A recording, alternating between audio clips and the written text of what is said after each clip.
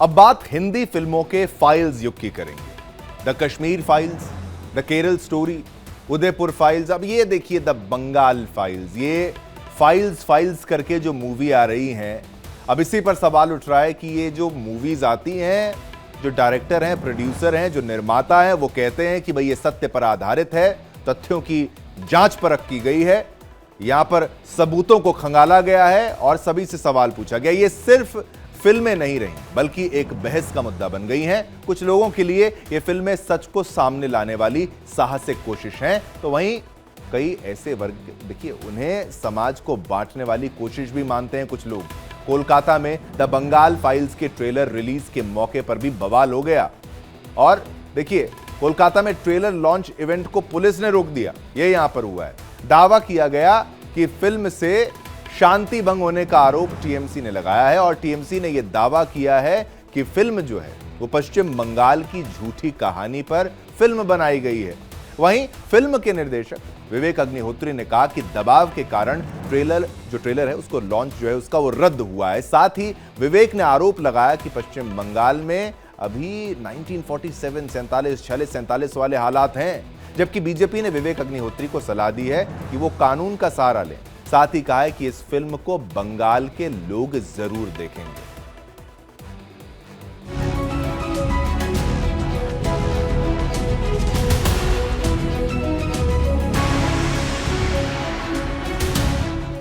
Kashmir to Bengal cinema पर बवाल। Kashmir files में बहुत कम दिखाया गया, अत्याचार का सीमा तो उससे बहुत गुना ज्यादा था।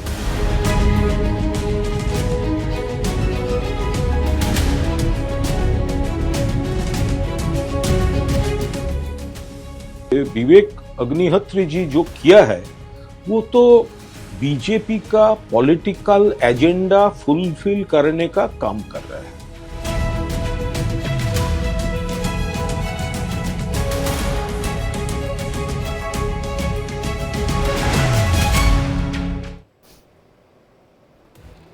अब आखिर ऐसी फिल्मों पर इतना विरोध क्यों होता है? क्या ये सिर्फ सिनेमाई बहस है या इसके पीछे राजनीति और विचारधारा की गहरी खींचतान छिपी हुई है?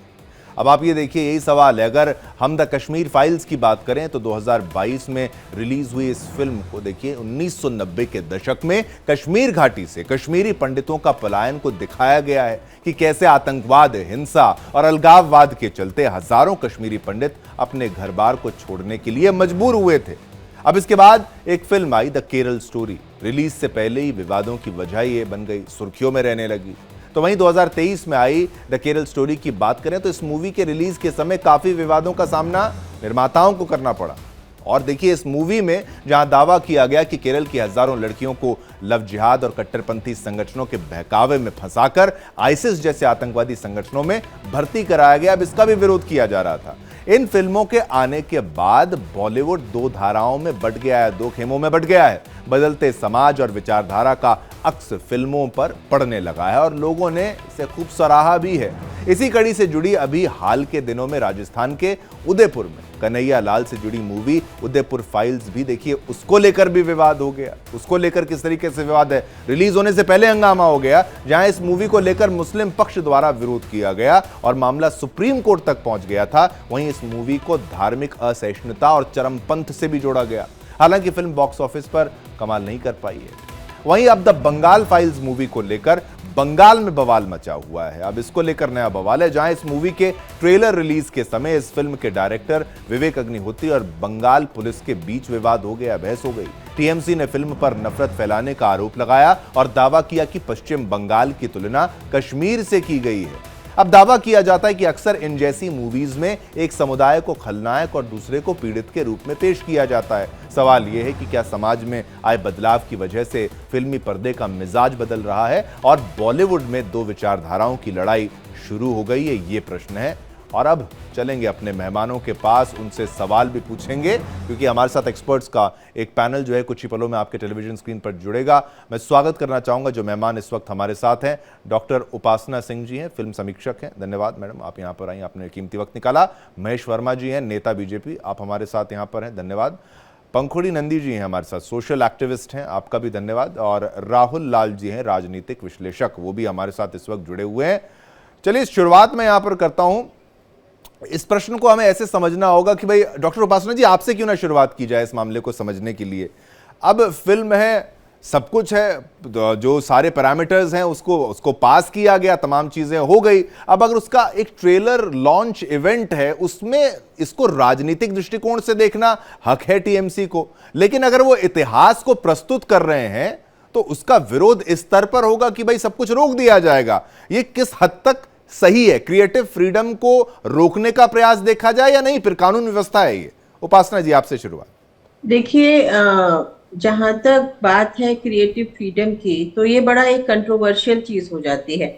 और इतिहास से जुड़ी हुई जब हम कहते हैं कि ये जो हम दिखा रहे हैं इसका आधार ऐतिहासिक घटनाएं हैं, लेकिन ये बड़ा खतरनाक हो जाता है। ऐतिहासिक घटनाएं जब हम कहते हैं तो इतिहास का या तो आप अच्छे से पूरी तरीके से उसका शोध किया जाए, ऑथेंटिक सोर्सेज होने चाहिए और इम्पार्शियल होना चाहिए। क्योंकि आपको याद होगा कि जब ये एक पिक्चर आई थी इसकी अलाउद्दीन खिलजी के ऊपर, तो उसमें जो एक कैटेगरी थी राजस्थान में, उन लोगों ने बहुत ये किया था कि पद्मिनी जो है डांस करती हुई दिखाई दी है और ये सब किया है। तो मेरा मतलब है जोधा अकबर के लिए भी ऐसा ही हुआ था। तो जब हम अपने इतिहास को लेके मूवी बनाते हैं तो एक्चुअली में हम मूवी बनाते हैं अपने पैसे कमाने के लिए।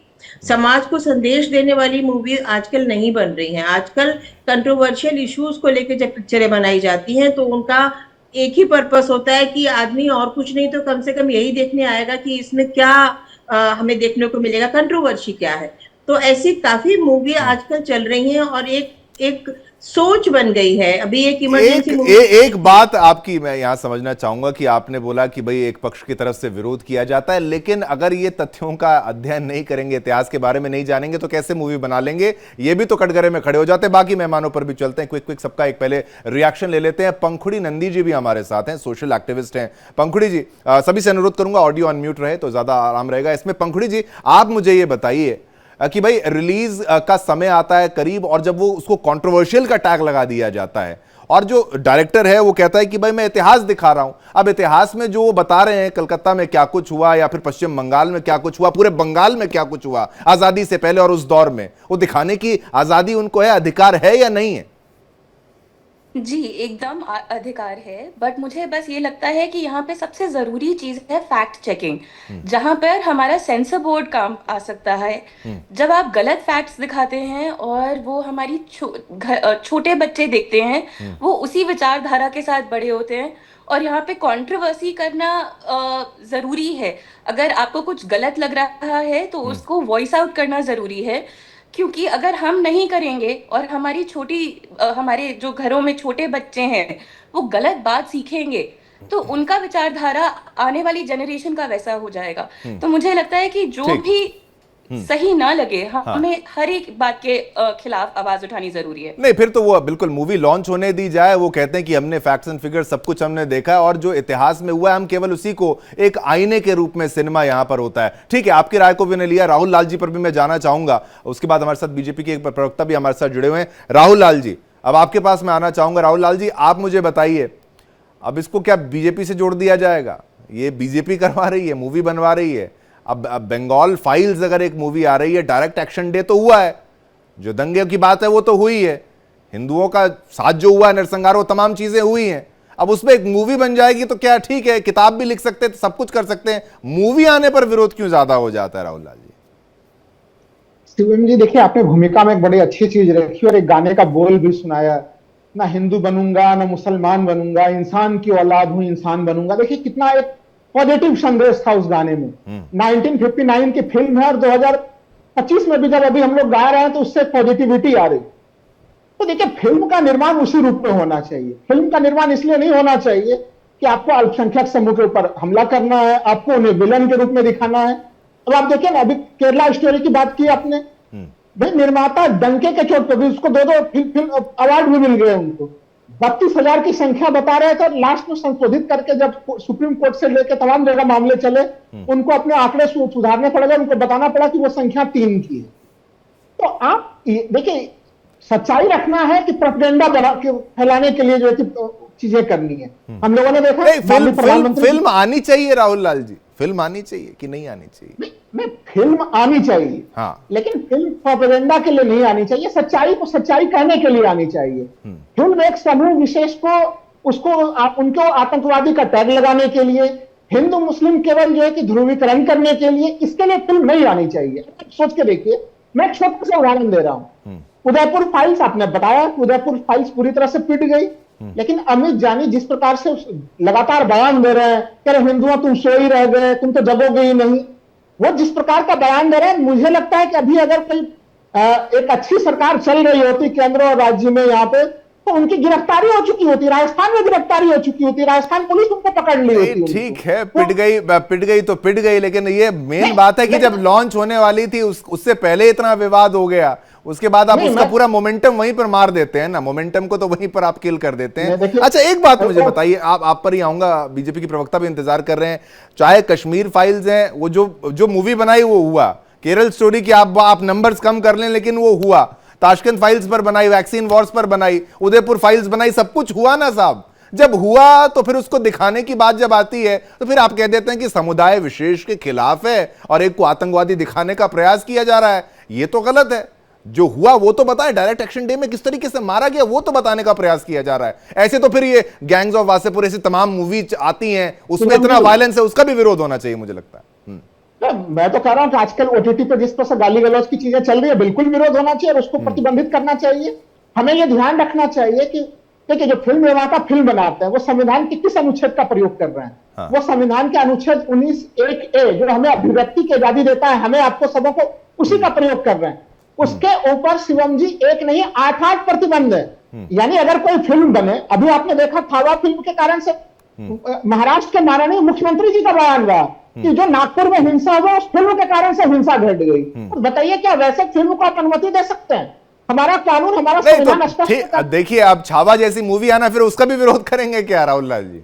मैं तो कह रहा हूं, देखिए अभिव्यक्ति इतिहास हुआ ना, देखिए इतिहास क्या होता है, मैं बताता हूं, मैं आपको बताता हूं इतिहास क्या होता है। मेरा लॉजिक पूरा हो गया, फिर आप खंडन कर दीजिएगा। नहीं, मैं खंडन नहीं करूंगा, आपकी बात का खंडन करने नहीं मैं आया। इतिहास ये होता है कि भाई एक रास्ते में आप जाते हैं, वहां पर एक गड्ढा है, उस गड्ढे में एक व्यक्ति एक बार गिरता है तो भाई उसको आप इतिहास में नोट कर लें, दोबारा जाएं उस गड्ढे में ना गिरें।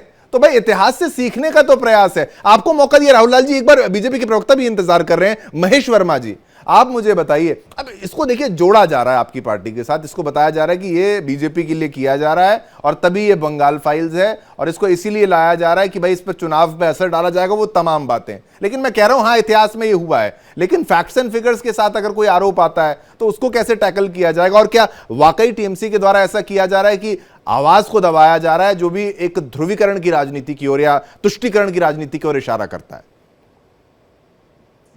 बिल्कुल, तुष्टीकरण की राजनीति की तरफ जो है स्पष्ट रूप से इनकी जो विचार है, इनकी जो वाणी है, इनकी जो बोल है, इनकी जो एक्शन है, इनके जो रिएक्शन है, वो सब तुष्टीकरण को कहीं स्थापित करता है। सवाल है कि इनके दौर में जो हुआ वो पुण्य था और इस दौर में जो हो रहा है वो पाप है। समानांतर सिनेमा का मतलब क्या था? जो 1950 में एक आंदोलन शुरू हुआ सिनेमा में और उसको लेकर जिस प्रकार से जाति घटना और यथार्थवाद और लिंग और समाजवाद पे जिस तरह से वामपंथियों ने पिक्चरें बनाई, क्या बॉम्बे राइट्स पे पिक्चर नहीं बनी? तमस क्या था? पूछिए इन लोगों से कि वो विभाजन और विभीषिका के ऊपर बना था कि नहीं, और उस दौर में बना था। और मैं पूछना चाह रहा हूं कि क्या दुनिया का सबसे बड़ा नरसंहार 84 राइट्स पे पिक्चर बनी है, तो क्या वो जुल्म और जाति है?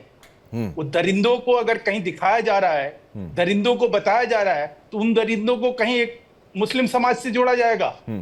दरिंदगी किसी भी समाज की हो, किसी भी जाति की हो, ठीक, उसको जो है अगर कहीं दर्शाया जाता है, दिखाया जाता है, बताया जाता है, तो उसका मतलब क्या अब इस देश में यही निकाला जाएगा इस विकृति के साथ, और ये बताया जाएगा देश में कि देखिए साहब ये क्या तमाशा है? नहीं ठीक है, ये एक आप बोलिएगा महेश जी के लिए, आप बोलिएगा, पर राहुल लाल जी 84 पर फिल्म ठीक है, वहां पर तो हिंदू मुस्लिम एंगल नहीं आता, या फिर आता है वहां पर भी एंगल, ये किसी को वहां पर भी एक आतंकवादी बना दिया गया है।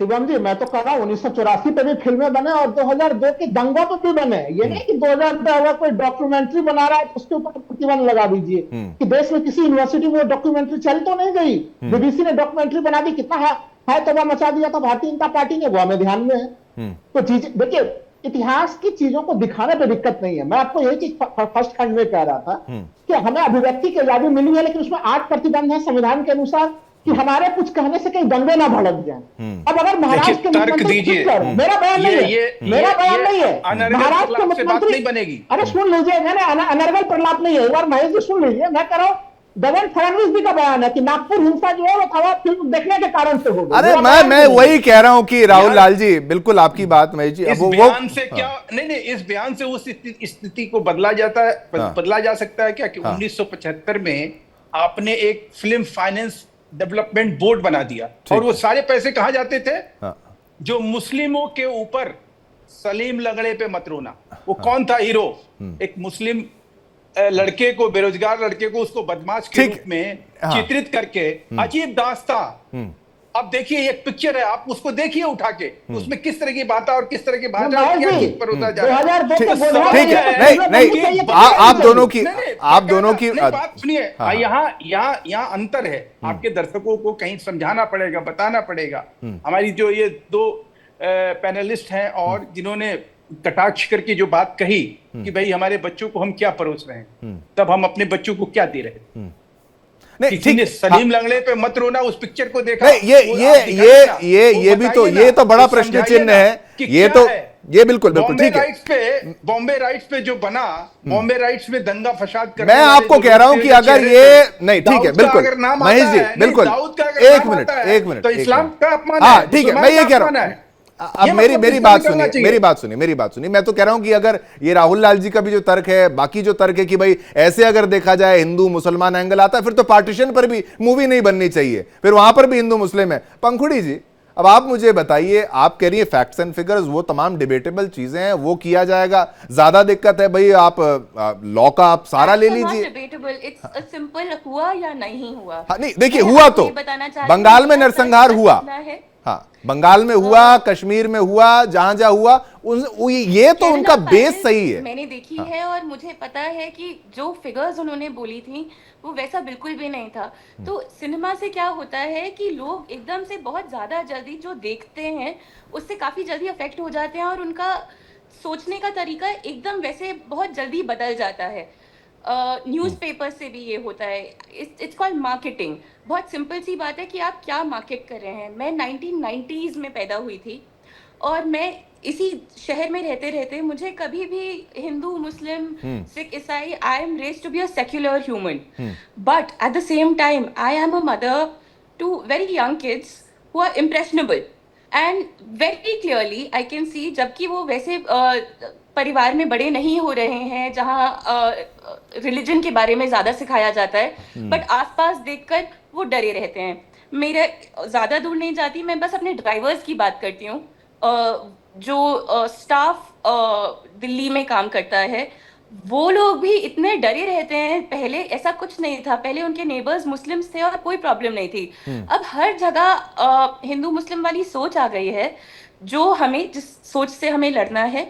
अगर इस पिक्चर में भी फैक्ट्स गलत हैं तो 100% एज अ रिस्पॉन्सिबल इंडियन मैं लड़ूंगी उस बात के लिए। पंखुड़ी जी, मैं कह रहा हूं कि भाई अब केरल स्टोरी, वो तमाम चीजें, डायरेक्टर चाहे अलग हो, वो तमाम चीजें वहां पर ये हो सकता है कि नंबर्स में वाला, लेकिन ये तो डायरेक्ट एक्शन डे हो चुका है हमारे देश में कि मासेस को गलत बात बताकर उन्हें भड़काने की कोशिश की गई है। अब इसको भड़काने के रूप में देखा जाए, फिर मैं वही तो कह रहा हूं, फिर तो 84 पर भी मूवी ना बने, फिर तो पार्टीशन पर भी मूवी ना बने। आपने वो देखा होगा, आप गदर जैसी मूवी देखेंगे तो ट्रेनों में भर भर के लाशें आती हैं। मैं बिल्कुल ही आपकी बात से सहमत हूं। हम भी, हमारे भी बच्चे, हम भी समझते हैं बच्चों को, उनका कोमल मन, कोमल हृदय होता है, और इस तरीके की मूवी से बच के तो फिर ना दिखाया जाए, एक एज के बाद उनको दिखाया जाए, ये ऑप्शन। फैक्ट चेकिंग बहुत जरूरी है, फैक्ट चेकिंग बहुत जरूरी है, लेकिन आ गया है, इतना आसान है फैक्ट चेक करना आज के टाइम में, जो हमारे फिल्म मेकर्स और हमारे नेताज और हर एक इंसान को यूज करना चाहिए, जिससे आप कुछ बोलने से पहले आपको पता हो कि आप सही बोल रहे हैं या गलत।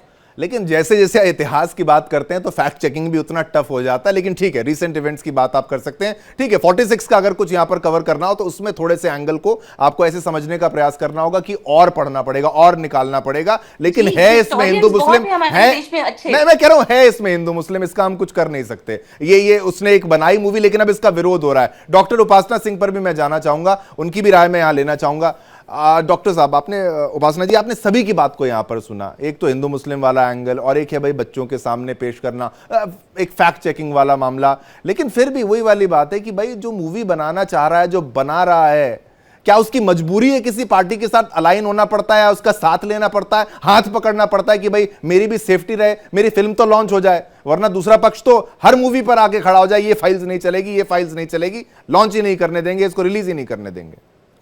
देखिए, कोई भी मूवी बनाने से पहले डायरेक्टर या प्रोड्यूसर को ये पता होता है कि वो उसका एम क्या है उस मूवी के लिए। अगर आप कोई मूवी इस उद्देश्य से बना रहे हैं कि समाज में हलचल पैदा हो और कोई अच्छा सौहार्द पैदा हो, तो वो उसी तरीके से उसका पिक्चराइजेशन करेगा, उसी हिसाब से डायलॉग आएंगे। लेकिन अगर आप हेट्रेड फैलाने के लिए कुछ लेके चल रहे हैं और एक मसाला क्रिएट कर रहे हैं कि लोग एक पर्टिकुलर सोच के लोग उसको देखेंगे और उनको शायद ऑडियंस मिलेगा, उनको बिजनेस मिलेगा, एक पर्टिकुलर कैटेगरी को अगर आप लेके चलेंगे तो वो उनकी सोच होती है। तो इस तरीके की मूवीज आपने हमेशा देखी होंगी, जैसे जय जवान जय किसान आई थी, मनोज कुमार जी को भारत के रूप में उनको प्रस्थापित कर दिया गया था और अभी तक उनको भारत के रूप में ही माना जाता था। तो उनका एक इमेज बिल्डिंग हुआ था कि एक पैट्रियोटिज्म उनके साथ जुड़ा हुआ था। लेकिन आजकल ऐसा हो गया है कि कोई उनका मतलब ऐसा कोई संदेश देने का मुझे नहीं दिखता है। उनका ये दिखता है कि हम कुछ कंट्रोवर्सी दिखाएं। नहीं, मतलब उपासना जी, इसमें कोई संदेश नहीं है क्या?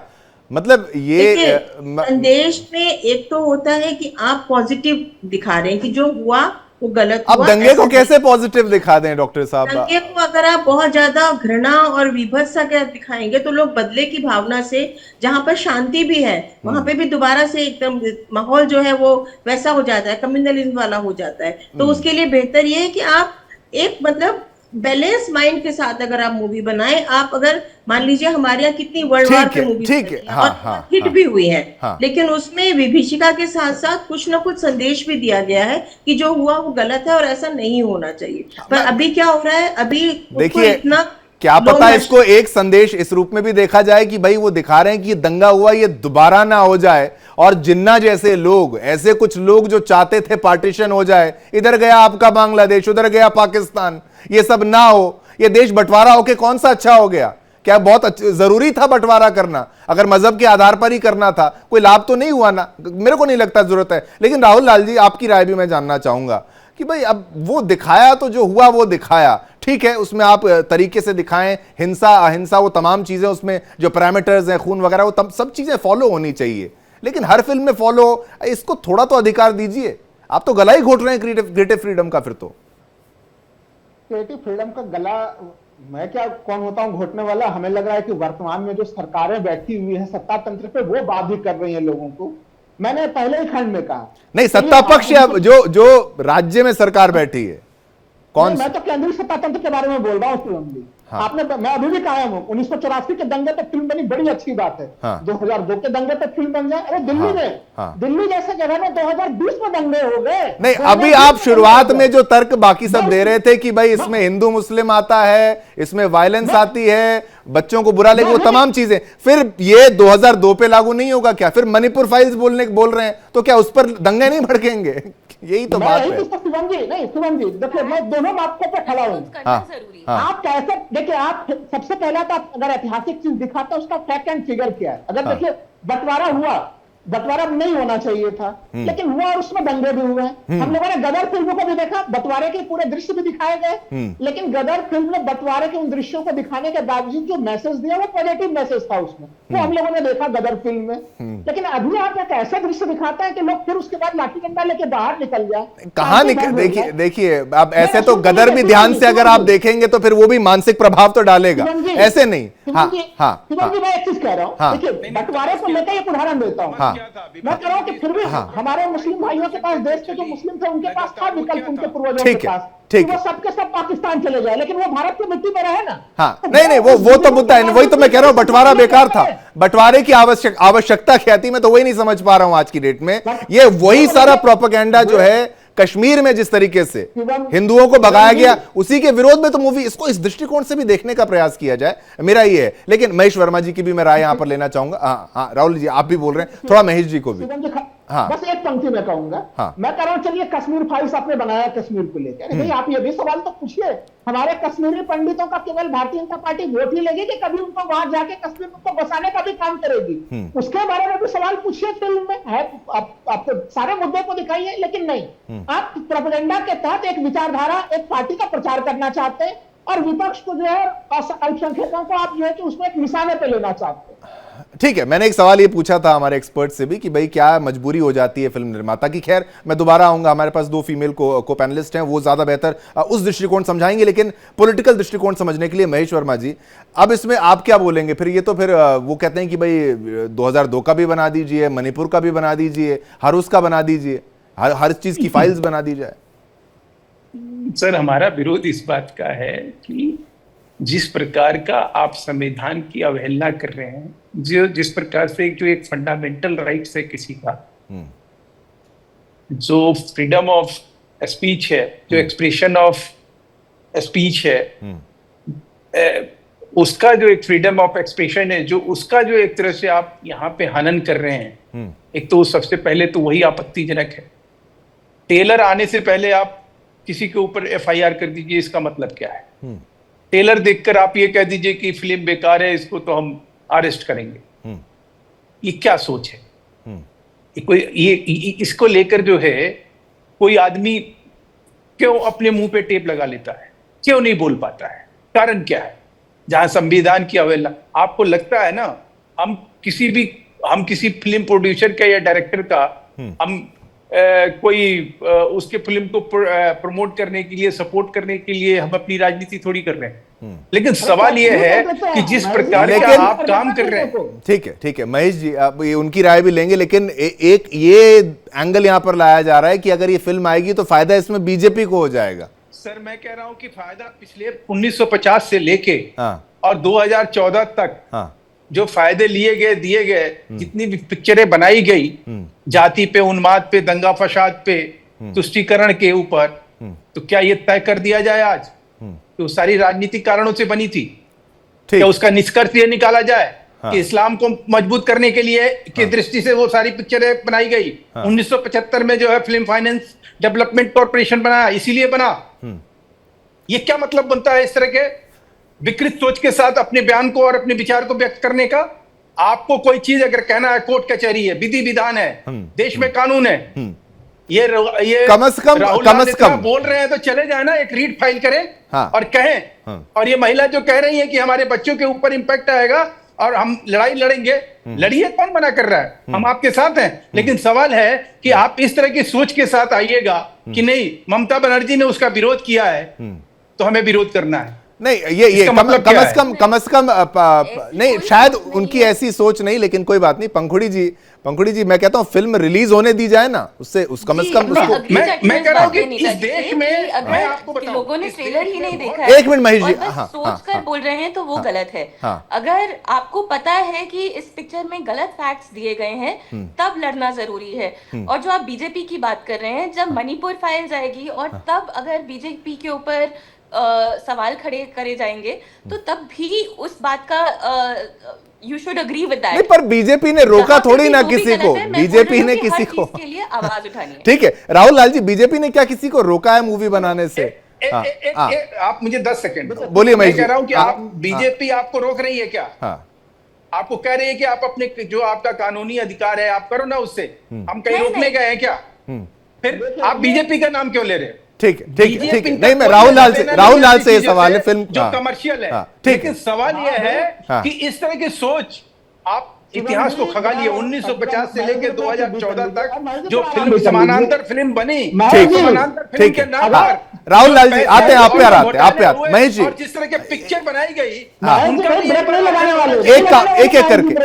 एक एक करके राहुल लाल जी, अब एक बात ये भी है, ये भी देखिए, सर्वधर्म सद्भाव एक रैली ममता बनर्जी के द्वारा वहां पर ऑर्गेनाइज की गई। भाई उसके अंत में आप देखिए उनके द्वारा जो है मुसलमानों को संबोधित करते हुए कि भाई आपको अल्लाह की कसम है, अगर आपने इसको वोट किया, बीजेपी को वोट किया, इस तरीके से भी उनके बयान हमने सुने हैं। अब तुष्टीकरण की राजनीति का आरोप जो है टीएमसी लगा देती है बीजेपी पर, और ममता दीदी का ऐसा बयान आ जाता है। एक मिनट मैं ले रहा हूं। दुर्गा पूजा, नहीं दुर्गा विसर्जन, दुर्गा हमारी माँ दुर्गा का जो अरे माँ जी, विसर्जन का झूठे जो पीटे समय तथ्य हैं आपके, झूठे उसको पीटे इसको तथ्य ये हैं। कहा नहीं, जाता है नहीं, कि ठीक, मुसलमानों ठीक का ठीक है महेश जी, महेश जी, एक मिनट, मेरा सवाल तो पूरा हो जाने दीजिए। महेश जी, एक एक करके राहुल लाल जी, मैंने आपको बताया कि भाई उन्होंने इस बाकायदा स्टेज पर बोला है कि भाई आपको अल्लाह की कसम है, आप उनको वोट ना दें, इस तरीके से उन्होंने बड़े तरीके से बोल दिया, और सीधा इशारा यहां पर मुसलमानों का था कि आप उनको वोट ना करें।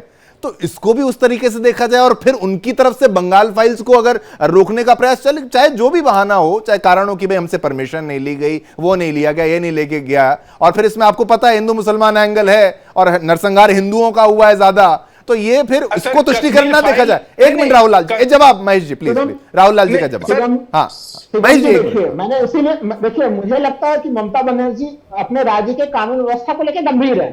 वो उसी चीज को नहीं दोहरा देना चाहती हैं जो देवेंद्र फडणवीस जी ने अपने यहाँ पे हो जाने दिया और बाद में फिल्म के ऊपर आरोप लगा दिया। नागपुर जैसे जगह पे जहां पे हिंसा कभी नहीं थी, होती थी, वहां पे डबल इंजन में हिंसा हो गई, तो सीख तो लेनी चाहिए ना। अगर पुराने घटनाओं तो सीख लेनी चाहिए, तो हाल के घटनाओं से सीख नहीं लेनी चाहिए। और राहुल लाल जी, तो आप छावा की बात कर रहे हैं क्या? मतलब आप छावा रिलीज सुन तो लीजिए, नहीं, ये तो बड़ा खतरनाक हो जाएगा फिर। छत्रपति संभाजी महाराज की अगर आप बात करें तो उनकी स्टोरी ना है। शिवम जी, देवेंद्र फडणवीस जी मुख्यमंत्री हैं, उनके बयान को मैं एज ए मुख्यमंत्री के बयान के रूप में ले रहा हूं कि वो प्रदेश के मुख्यमंत्री है। नागपुर में हिंसा होते हुए नहीं देखी हम लोगों ने। बड़ी बड़ी मुंबई में हिंसा की घटनाएं हो जा रही थी, लेकिन वो सांप्रदायिक हिंसा नहीं होती थी। तो डबल इंजन में हवा फिल्म के बाद हुई और मुख्यमंत्री ने बयान दिया। अब आप यहाँ पे सवाल पूछा जा रहा है। महेश जी, अभी आप रुक जाइए, थोड़ा सा जवाब ले लेते हैं। हाँ राहुल लाल जी, आप कंटिन्यू करिए, फिर एक एक करके। हाँ मैं कह रहा हूँ कि भारतीय जनता पार्टी ये सवाल पूछ रही है कि क्या हम मना कर देते हैं? अरे भाई, जब फिल्में काफी विवादित होती है, उसको टैक्स फ्री कौन करता है? टैक्स फ्री कर करके उसको सस्ते में लोगों को फिल्म। अरे राहुल लाल जी, मैं कह रहा हूं कि आप अब फैक्ट्स की जानकारी आप लोग निकालिए, आप क्रॉस क्वेश्चन करिए ना, उसको कौन मना कर रहा है? आप कोर्ट कचहरी जाइए, फैक्ट फिगर आप जब ये देखिए ना, अब वो एसआईआर को लेकर जब पूरे फैक्ट्स एंड फिगर्स हैं, तो एक छोटी सी फिल्म के लिए नहीं होंगे क्या आपके पास? शिवम जी, मैं तो कह रहा हूँ फिल्म के लिए फिगर की कहां कमी होती है। जब केरला स्टोरी रिलीज हो रही थी, 32,000 की संख्या में कहा गया कि भारत के एनआईए का कहना है ISIS में भारत में मैक्सिमम जो संख्या जो गई होगी यहाँ से, वो 60 की संख्या है। उसमें महिलाओं की संख्या, पूरे देश भर की संख्या थी 60 और पूरे देश भर से महिलाओं की संख्या थी 6। ठीक है, चलिए आप एक केरल स्टोरी वाले एंगल पर आप, ठीक है। पंखुड़ी जी, सत्यजीत रे की धरती पर ये हो रहा है, इस तरीके से विवेक अग्निहोत्री जी ने कहा है कि भाई वहां पर ये बोलने की आजादी नहीं, फिल्म दिखाने की आजादी नहीं, रिलीज करने की आजादी नहीं। बंगाल की धरती तो रेवोल्यूशनरी जो लोग हैं, जो क्रांतिकारी लोग थे, उनकी वो धरती है।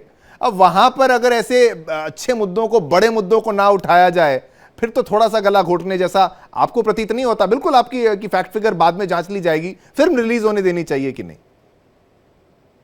मुझे लगता है कि सेंसर बोर्ड यहाँ पे बहुत यूजफुल है। हाँ। जब हमने एक सेंट्रल बोर्ड बनाया हुआ है जिसमें बहुत इंटेलिजेंट लोग हैं, जो बहुत ध्यान से उस सेंसर बोर्ड मेंबर्स को चुना जाता है।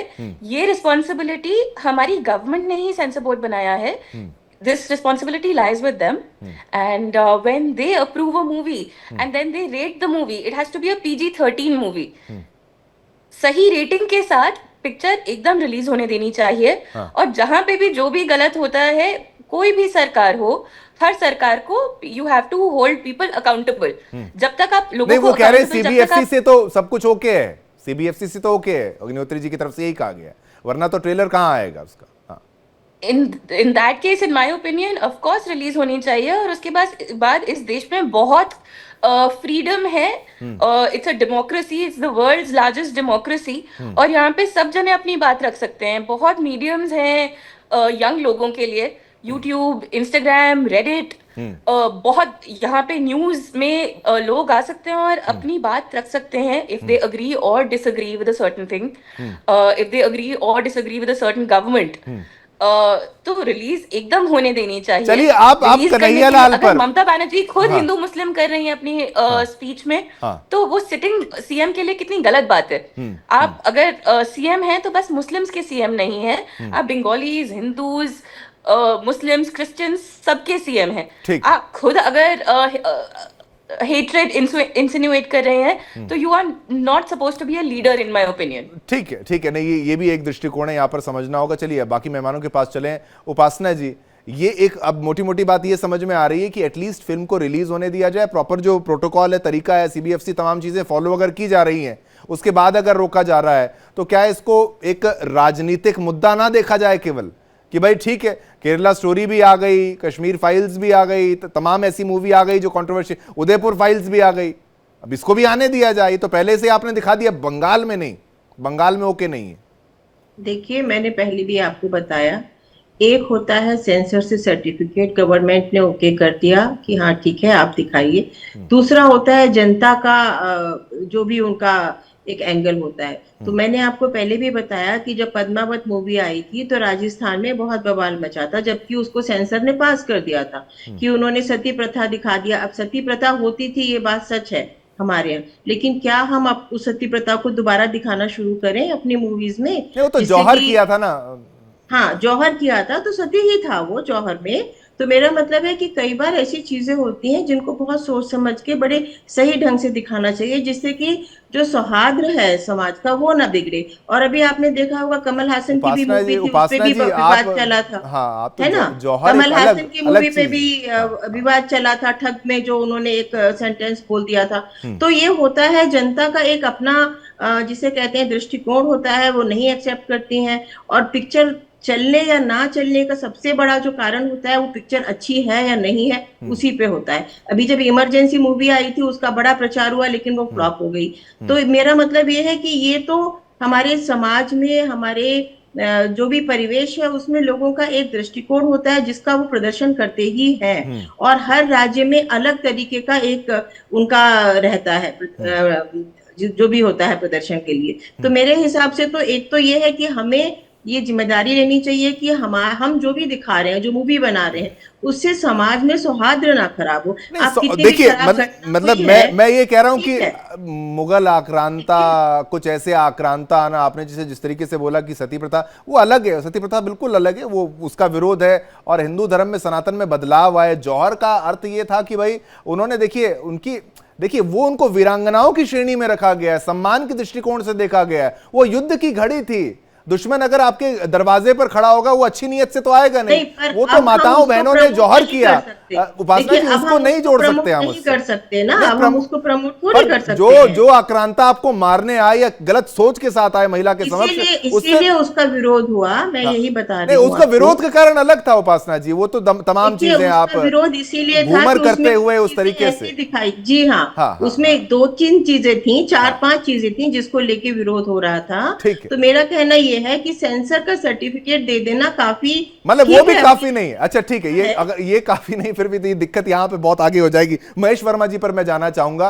अब बंगाल में जो कुछ हुआ और डायरेक्ट एक्शन डे में जो कुछ हुआ, राहुल जी आप भी ध्यान से देखिए, 4 से 10 हजार लोग कहते हैं, इतने लोग वहां पर मारे गए। ज्यादा दिक्कत में वहां हिंदू में आए, ये वजह रह गई क्या वहां पर?